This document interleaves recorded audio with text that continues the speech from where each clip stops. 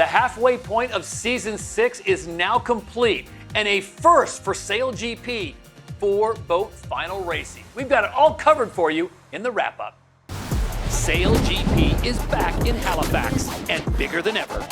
Mother Nature is bringing the surprises. Look at the pace on the Australian. And SailGP is bringing the action. Oh, what a move. Can the Bonds Flying Roos continue their dominance over the fleet this season? Or will the rising tide in Canada's home waters elevate a new F50 to the throne? It's all still to play for out on the water. The first ever 4-boat final awaits us on Super Sunday. And we welcome you to the wrap-up of Event 7 here in the 2026 season of SailGP. Todd Harris alongside former Emirates GBR athlete Hannah Diamond and Olympian Stevie Morrison. All right, guys, some first. Split fleet racing back and a 4-boat final. Hannah, start with you first. Split fleet racing, yay or nay? I thought it was pretty good. I think we saw some different teams really excel with a bit more space on the course. But for me, the 4-boat final was really cool. 4-boat final, you like? Yeah, I mean, I think the split fleet racing, as long as it's a part of a sort of a different dynamic, I think that's pretty good. Some of the racing got quite spaced out. Again, different skills required. The Spanish still managed to thread through a gap that was about this big, so it didn't really separate the boats all the time. And yeah, as Hannah said, the last two races, where we had the black foils coming up against the Spanish, and then the Spanish sort of just getting it done in the final, they were awesome. Yeah, speaking of the Spanish, they go on to get the victory. They're first of the 2026 season. They've been second, they've been third, and now they take top honors. Stevie, what was it about the Spanish in Halifax that made it work? Nailed the starting today. I mean, they came out. He was punchy, like really punchy, but nailed the starting and led from there. And I think they just made, their boat handling's always been very good this season. In this kind of wind speed, they've looked the fastest, but they've not given themselves a chance in the grand final to get it done. But the start they had was just absolutely spot on. You can see they hit the line bang on, but they were just a click faster than the Australians, rolled straight over the top of them, and then it didn't really make any mistakes, did they? Hannah, they seem to be having a slow burn from that close start that Stevie talked about, where they thread the needle. From there on, they just seem to have so much great momentum. I think they just really know when to push and when to take the risk. I think they had a couple of boats who were making some bold decisions. We had Artemis tacking away early, so it wasn't all going their way, and they're really happy to split from the fleet when it matters, and I think they're really confident in their manoeuvring, in their boat speed, and then also in their strategic planning. So I just think when this team gets on a roll, they can be really unstoppable. We just haven't seen enough of that this season from them. And Stevie, now they turn their attention to the 4 events in European waters, including a home event. I think they've got a great opportunity to build on their season. I mean, they sailed here, they made brave decisions, like Hannah said, when they had to. But they are fast, and I'm convinced they've been fast all year. They've just not quite converted in finals yet. But yeah, they obviously, in front of a home crowd, that's going to be incredible. Portsmouth's, a track that's traditionally suited black foils. Yeah. But Spain will, I think, like it, a bit of space to use that boat speed. And yeah, I mean, they've got to be putting themselves in the position of being contenders to get a second title. That was a great race. In the end, it was Los Gallos, Spain, that get the win. They pick up the victory at the Canada Sail Grand Prix Halifax. After the event, our Alex Holborn caught up with Diego Botín.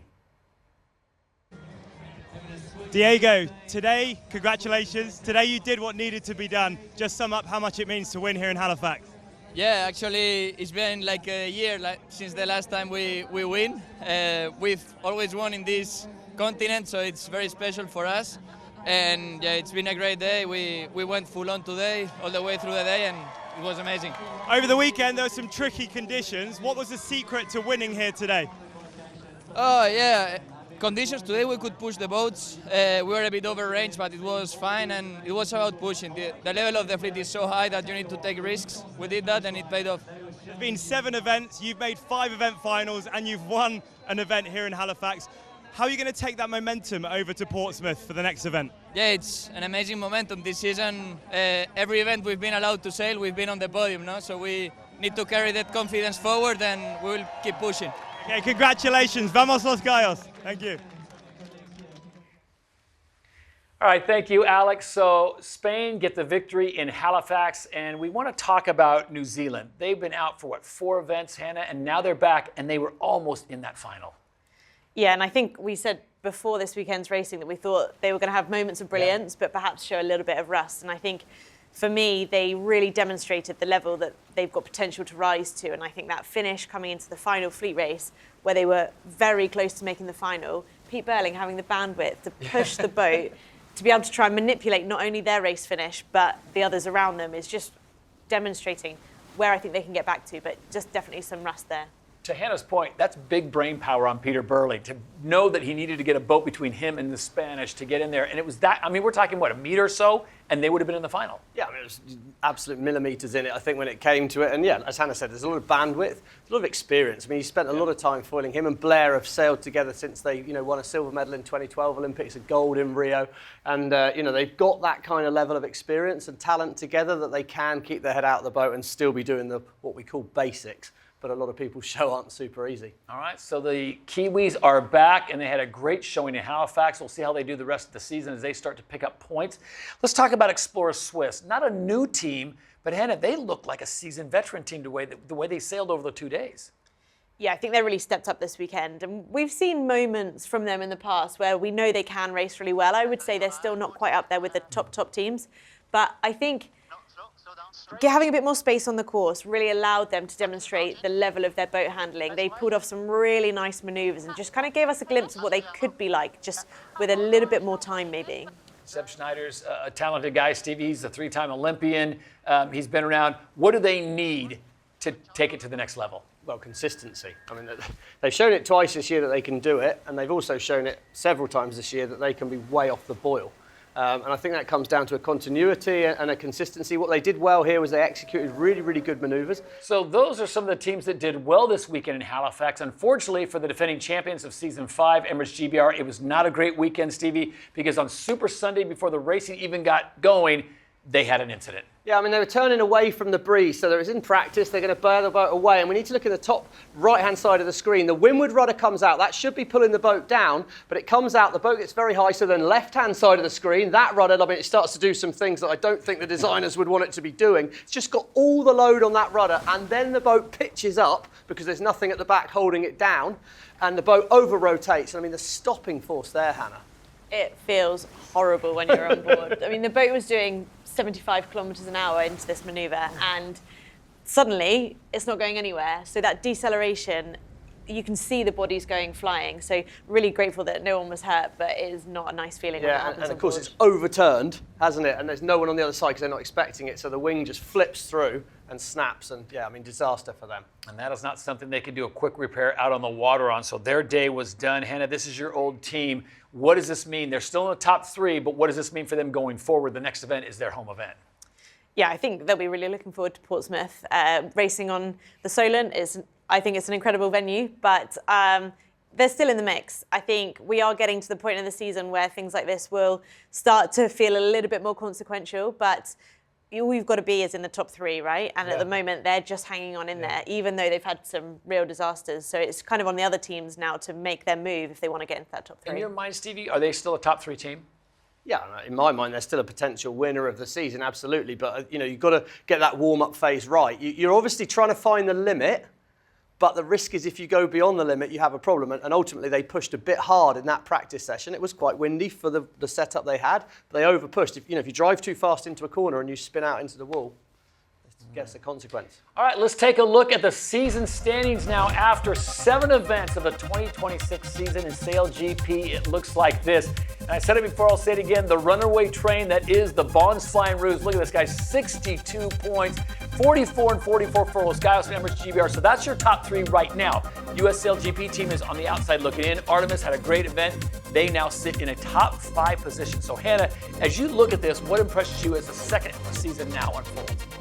Well, I think we've sort of spoken about Artemis taking a little bit longer than maybe perhaps we expected to get going this season. There's so much talent on board, but it's just about coming together as that team unit. And I think they're really starting to pick up a bit of momentum. So the racing format this weekend, I think, helped them with a little bit more space, a bit more time to execute some of those manoeuvres. But I think we might see them pushing up and being a little bit more competitive for that top 3. When we left the US leg last year, Emirates GBR were really struggling.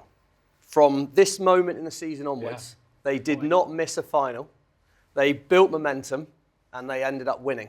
And they looked sort of almost like they made winning look inevitable. That was how good they kind of became at that point. And I think that's the challenge to teams. It's now, we've left America. You want to be the Bonds Flying Rouge, and who's going to catch them in terms of getting to that grand final? Hard to see them not being in the grand final right now. But for the other teams, right, you've got to go back, make some momentum. And then for some of the teams at the bottom, we're not got enough time to kind of dwell on that, but yeah, there's some teams struggling. Some questions need to be asked, and momentum needs to start building. Yeah, I think Hannah made a good point within the broadcast that the level of quality across the board has just been lifted. So great parity. Yeah, that's right. And I think we probably haven't given them enough attention this weekend. The Bonds Flying Rouge, their qualifying series was really, really impressive and sitting quite clear at the top of the leaderboard. But like you say, for some of those teams lower down, some serious questions need to be asked. All right, so next up, it is event number 8 in Hannah's backyard. It will be the Great Britain Sail Grand Prix, brought to you by Emirates. We'll be in Portsmouth, and this will be quite the show. So Hannah, what makes it so good? What makes Portsmouth so special? I know the crowds turn out, the fans will be on the hills. It'll be swamped with sailing enthusiasts. Yeah, I mean, the sailing fans on the south coast of the UK are second to none, and people come from miles to come and watch this event. So I think not only is it a great venue for racing, but just like the Canadians this weekend, they had so much support on the water. I think it's really awesome for British sailing that there's that opportunity to celebrate. Is this where they turn it around? Yeah, I think it was quite an imposing grandstand there last year. It was absolutely huge, and we had good conditions. It's generally speaking a reasonably open racetrack.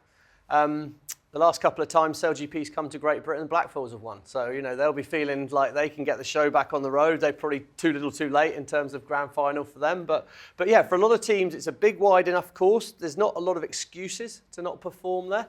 And I just hope that the British turn out and we have a huge crowd and a huge atmosphere and, it's the full show. Here at SailGP, we'd love to get our awards, especially if there's a monetary value attached to it. So Hannah, at halfway point, who would be your MVP of season 6? I think it's got to be the Bonds Flying Rouge, hasn't it? I mean, they're so far ahead of the leaderboard at the moment. I think there's obviously a lot of racing to go, but across the board, they seem to have strengthened some of their weaknesses that we've seen in the past. Yeah, sorry to interrupt. I think that was the answer to the MVT. Okay. I think the MVP is Ian Jensen, who's gone from Emirates GBR, come in as wing trimmer. Glenn Ashby stepped in and did a phenomenal job, and I hope you're getting better, Glenn, after that horrible incident. But yeah, Ian Jensen has sort of got signed as the big signing, and Bonds Flying Rouge look better. All right, well, we will be excited to get to Portsmouth. Again, it's the Emirates Great Britain Sail Grand Prix, Portsmouth, coming up the 25th and 26th of July. We hope you can make it there. If not, we will have it all covered for you. So for Stevie Morrison, Hannah Diamond, I'm Todd Harris saying so long for now. We'll see you in Portsmouth. Are you ready, Portsmouth? The most exciting racing on water is back in Portsmouth. On July 25th and 26th, SailGP kicks off its European season, and we'll see Emirates GBR battle the world's best for hometown glory. Feel the adrenaline with spectacular views and epic entertainment. This is the racing event of the summer.